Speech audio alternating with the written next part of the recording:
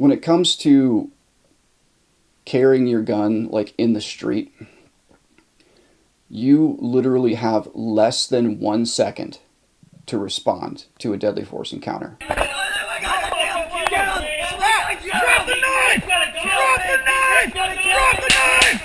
Less than 1 second. I think it's like 0.38 seconds. Now, that stat is specifically pointing at that stat was specifically taken from law enforcement officers using their firearm in a justified homicide. That's only the case because that's where the greatest amount of our statistical information comes from, is law enforcement reports. I would say that that same amount of time most likely applies to the concealed carrier as well. So if you have less than 1 second to respond to a deadly force encounter, and if you don't have your gun on your person, how on earth are you going to stop that bad guy? Some would say oh, if I don't have my gun, I'm just going to rip their gun out of their hand. And you know what? If that's genuine mindset, then I commend you for it, because I feel the same exact way. If I were unarmed and someone pulls out a gun and they are threatening my family, I'm going to tear them limb from limb.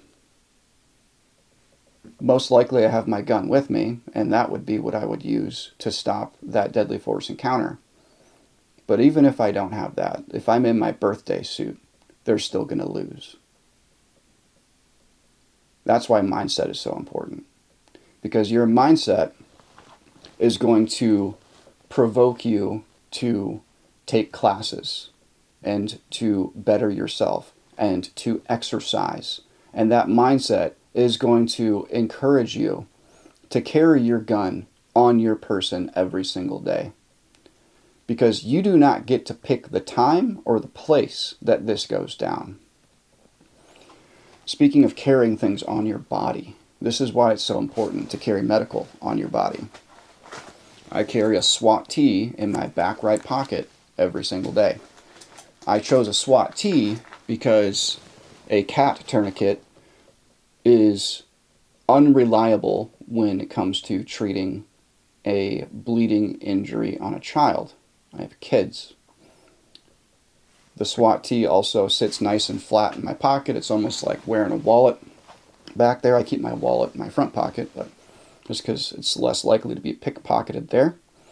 But yeah, carry a tourniquet on your body, and here's why. Again, looking at statistics.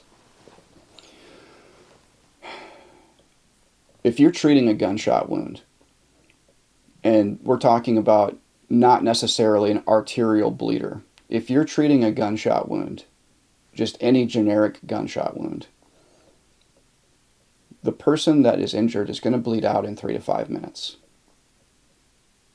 3 to 5 minutes. What is the average law enforcement response time in the United States? It's about 7 to 10 minutes. So,